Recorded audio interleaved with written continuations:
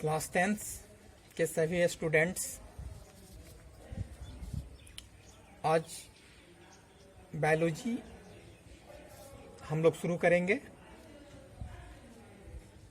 Biology का पहला lesson जिसका नाम है जैव प्रक्रम। जैव प्रक्रम, देखिए जैव प्रक्रम को हम लोग 4 लेसन में पढ़ेंगे।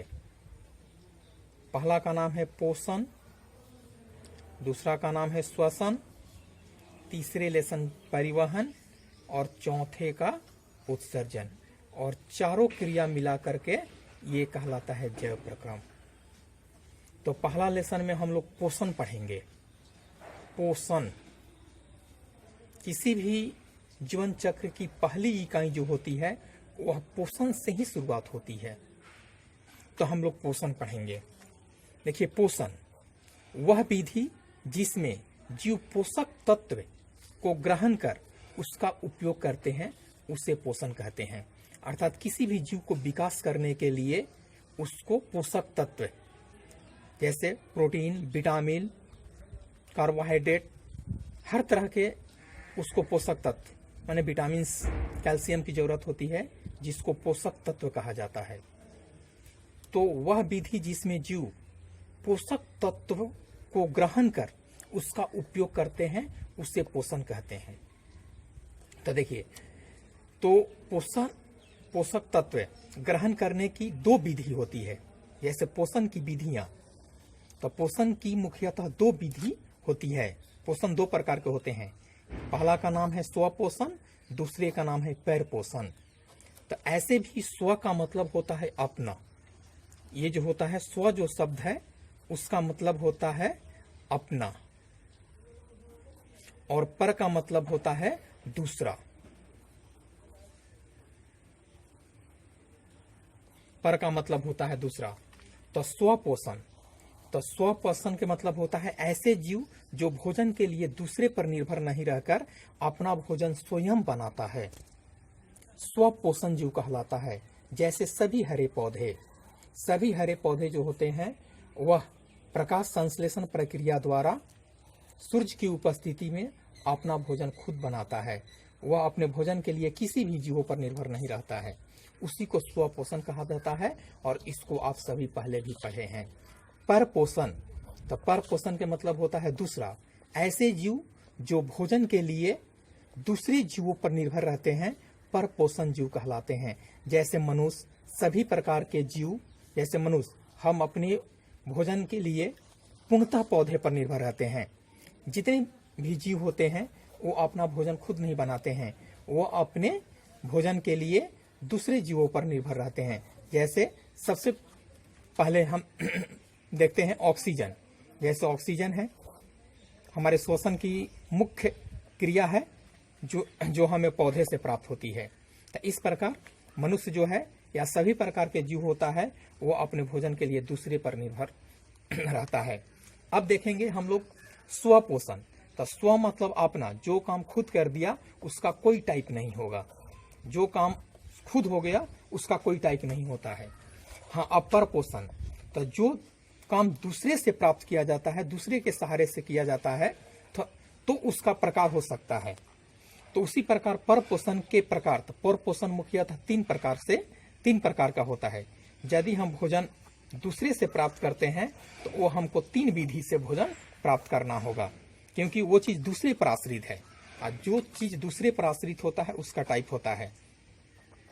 जैसे मान लेते हैं हमसे कोई मांग करता है कि सर इस पेंसिल को दे दे, तो पेंसिल के देने के मतलब ये हुआ कि हमारे ऊपर डिपेंड करता है कि अभी हम तुरंत उसको दे देंगे, कहेंगे 1 घंटे के बाद देंगे, या फिर कहेंगे कि नहीं इसका कॉस्ट 5 रुपीज है तो हम 5 रुपए में देंगे। तो वो आदमी पेंसिल के लिए हम पर निर्भर है, तो उसको तीनों शर्त जो है उसको मानना पड़ेगा। लेकिन स्वपोषण, ठीक ना, यदि वो पेंसिल के लिए पैसा लेकर के सीधे दुकानदार के पास जाता है तो वो खुद पर निर्भर है, ठीक ना। तो इस प्रकार परपोषण का प्रकार होता है। तो पहला होता है मृत जीवी, दूसरा है परजीवी, और तीसरा होता है प्राणी समजीवी। अब देखिए मृत जीवी कैसे भोजन प्राप्त करता है, तो वह प्रक्रिया जिसमें जीव अपना भोजन मृत जंतुओं और पौधे से प्राप्त करता है मृत जीवी पोषण कहलाता है। जैसे कवको, बैक्टीरिया, प्रोटोजोआ, ये सारे जीव जो होता है वह मृत जीव जंतुओं से अपना भोजन प्राप्त करता है। परजीवी पोषण दूसरा है, वह प्रक्रिया जिसमें जीव अपना भोजन दूसरे जीवों के संपर्क में रहकर प्राप्त करता है, परजीवी कहलाता है। जैसे मलेरिया जो है एक प्रकार की बीमारी है जो किसी मनुष्य के शरीर में निवास करता है। गोला कृमि, हुकवर्म, ये सब एक प्रकार का जीव है जिसका नाम आप लोग नहीं जानते होंगे, ठीक ना, लेकिन घबराने की कोई बात नहीं है। यहाँ मलेरिया सबसे बेस्ट एग्जाम्पल है जिसको सब कोई जानता है, जो किसी जीव के संपर्क में रह करके विकास करता है। प्राणी संपोषण वह प्रक्रिया जिसमें जीव अपना भोजन जंतुओं के भोजन ग्रहण करने की विधि द्वारा प्राप्त करते हैं, प्राणी संपोषण कहलाते हैं। जैसे अमीबा, मेढक, मनुष्य इत्यादि प्राणी संपोषण, ठीक ना। ये थोड़ा समझने में अजीब लगेगा, ठीक ना, लेकिन नहीं, जिस प्रकार से कोई जीव जंतु भोजन प्राप्त करता है उसी प्रकार जैसे हम भोजन करते हैं, ठीक ना, उसी प्रकार से ये विधि द्वारा भोजन किया जाता है, लेकिन आधारित वह दूसरे पर ही रहता है। जैसे अमीबा होता है, मेढक होता है, मनुष्य होता है, ये भी अपने भोजन के लिए इंतजार करता है। मेढक भी अपने भोजन के लिए इंतजार करता है, मनुष्य भी अपने भोजन के लिए इंतजार करता है। तो ये हो जाएगा प्राणी संपोषण हो गया। ये पोषण की प्रक्रिया थी। ये प्रकाश संश्लेषण प्रक्रिया एक ऐसी प्रक्रिया है जिसको हम लोग केमिस्ट्री में भी पढ़े थे, लेकिन वहाँ एक अभिक्रिया के रूप में पढ़े थे, और यहाँ एक प्रक्रिया पढ़ेंगे। तो जिस प्रक्रिया द्वारा पौधा अपना भोजन तैयार करते हैं वह मूलभूत प्रक्रिया, यहाँ पर छोटा हुआ है नोट्स में, मूलभूत प्रक्रिया या मूलभूत प्रक्रिया प्रकाश संश्लेषण कहलाता है। संपूर्ण प्रकाश संश्लेषण प्रक्रिया को निम्नलिखित रासायनिक सूत्र द्वारा व्यक्त किया जाता है। ये सूत्र जो है वो बहुत इंपॉर्टेंट है आपके एग्जाम के लिए। प्रकाश संश्लेषण अभिक्रिया का रासायनिक सूत्र क्या होता है, ये आता है, या तो फिर ऑब्जेक्टिव में आता है, कोई जगह पर गैप दे देगा और उस जगह पर वो पूछेगा कि इसके प्लेस पर क्या होता है। यहाँ पर x लिखेगा और x का वैल्यू क्या होता है, तो 12H2 ऑप्शन में 1 रहेगा। तो प्रकाश संश्लेषण प्रक्रिया एक सिंपल एग्जाम्पल, जिस प्रक्रिया द्वारा पौधे अपना भोजन तैयार करते हैं वह मूलभूत प्रक्रिया प्रकाश संश्लेषण प्रक्रिया कहलाता है। ये कल हम बता दिए हैं, कल ही नोट्स में ये चीज बता दिया गया है। आगे हम बताते हैं प्रकाश संश्लेषण प्रक्रिया के लिए आवश्यक पदार्थ। यदि वह प्रक्रिया हो रही है तो उसमें जो पदार्थ होता है वह कौन कौन है। तो प्रकाश संश्लेषण प्रक्रिया के लिए हमें 4 पदार्थ की जरूरत होती है। पर्णहरित या क्लोरोफिल जो पत्ती में होता है, कार्बन डाइऑक्साइड, जल और सूरज का प्रकाश, ये 4 चीज रहेगा तभी प्रकाश संश्लेषण की प्रक्रिया होती है, ठीक है। 4 में यदि एक भी नहीं रहेगा तो प्रकाश संश्लेषण की प्रक्रिया नहीं होती है। जैसे सूरज का प्रकाश इन नाइट, रातों में नहीं होती है, इसलिए रात के समय प्रकाश संश्लेषण की प्रक्रिया नहीं होती है। अमीबा का भोजन और पोषण। अमीबा एक कोशीय जीव है। अगला टॉपिक, जो अपना भोजन किस प्रकार से प्राप्त करता है, तो मैंने अभी बताया कि अमीबा जो भोजन प्राप्त करता है वो प्राणी संपोषण विधि द्वारा प्राप्त करता है। अमीबा एक कोशीय जीव है।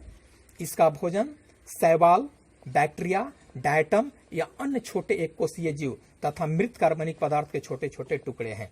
अमीबा खुद एक कोशीय जीव है जिसको हम लोग सूक्ष्म या नग्न आंखों से नहीं देख सकते हैं, तो उसका भोजन उससे भी छोटा होगा। जैसे शैवाल, ठीक ना, शैवाल होता है, बैक्टीरिया, डायटम, तो शैवाल, बैक्टीरिया, डायटम तथा एक कोशीय जीव। अमीबा का पोषण अंतग्रहण तथा बहिष्करण प्रक्रिया द्वारा होता है। अंतग्रहण और बहिष्करण, ठीक ना, ये उसके शरीर के अंदर होने वाला एक प्रक्रिया है। जैसे हमारे अंदर पाचन, श्वसन, उत्सर्जन, ये पोषण की प्रक्रिया है, उसी तरह से ये दोनों प्रक्रिया जो है वह अमीबा के अंदर होती है, ठीक ना, भोजन प्रक्रिया में। मनुष्य का आहार नाल तथा विभिन्न भाग। हमारा आहार नाल जो होता है वह क्या है, अगला टॉपिक, और उसके कौन कौन से भाग होते हैं। तो मनुष्य का आहार नाल एक कुंडलित रचना है, ठीक ना, कुंडलित इस तरह से होता है, तो आपको कुंडलित रचना है जिसकी लंबाई 8 सेंटीमीटर से 10 सेंटीमीटर तक होती है। यह मुख्य गुहा से माने मुंह से शुरू होकर के आहार नाल के मुख शुरू होता है। यह जो है यह मुख गुहा मतलब हमारे मुंह से शुरू होता है, ठीक ना। इसका मुख्य भाग जो होता है वह मुख गुहा, अग्न्याशय, यकृत, छोटी आंत और बड़ी आंत, यानी ये 5 प्रक्रिया होती है आहार नाल में, मनुष्य के आहार नाल में। उसके बाद थोड़ा सा एक दो क्वेश्चन है। पहला क्वेश्चन है आपको कि पत्तियों को प्रकाश संश्लेषी अंग क्यों कहा जाता है। तो एक प्रकाश संश्लेषण की संपूर्ण प्रक्रिया क्लोरोप्लास्ट में होती है। प्रक्रिया क्लोरोप्लास्ट में ही होती है, ये सबको पता है। क्लोरोप्लास्ट में होती है और क्लोरोप्लास्ट क्लोरोफिल वर्णक में पाए जाते हैं। ये अधिकतर पत्तियों में ही पाए जाते हैं, इसलिए पत्तियों को प्रकाश संश्लेषी अंग कहा जाता है। एक सिंपल एग्जांपल है आपको, ठीक है। ये सबको पता है कि प्रकाश संश्लेषण की संपूर्ण प्रक्रिया जो होती है वो पत्तियों में होती है, और इसी कारण से पत्ती का कलर जो होता है वो हरा होता है क्लोरोप्लास्ट के कारण। और क्लोरोप्लास्ट क्लोरोफिल वर्णक पाए जाते हैं और ये अधिकतर पत्तियों में पाए जाते हैं। एक और चीज है कि प्रकाश संश्लेषण के लिए पौधे, ऊपर देखेंगे, प्रकाश संश्लेषण के लिए पौधे आवश्यक कच्चा पदार्थ कहाँ से प्राप्त करता है, ठीक है। जो उसके लिए जो कच्चा पदार्थ है वो कहाँ से प्राप्त करता है। प्रकाश संश्लेषण के लिए पौधा आवश्यक कच्चा पदार्थ निम्नलिखित स्रोतों से प्राप्त करता है। जैसे पर्णहरित कहाँ से प्राप्त करता है, पत्ती के हरित लवक से, माने पत्ती से, पत्ती में एक हरित लवक होता है उससे प्राप्त करता है। कार्बन डाइऑक्साइड वायुमंडल से, और जल तथा खनिज लवण मिट्टी से। ये तीन चीज यहाँ से प्राप्त करता है आपको ये सब चीज। फिर आगे और बायोलॉजी है, ठीक है, इसमें और है, हम आगे बढ़ा देंगे। आज मैथ का क्लास नहीं है इसलिए, ताकि 8.1 एक्सरसाइज 8.1 को आप पूरी तरह से रिवाइज कर ले, ठीक है, ताकि हम अगला 8.2 पढ़ाने में हमको कोई परेशानी नहीं हो। इसलिए हम मैथ का क्लास आज नहीं दिए हैं। ये बायोलॉजी आप कंप्लीट कर लेंगे, लाइक इस वीडियो को जरूर देखेंगे।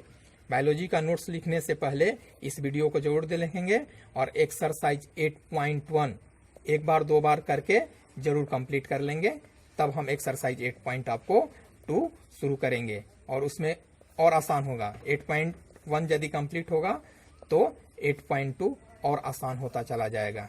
सभी लोग नोट्स जरूर बनाएंगे। Thank you.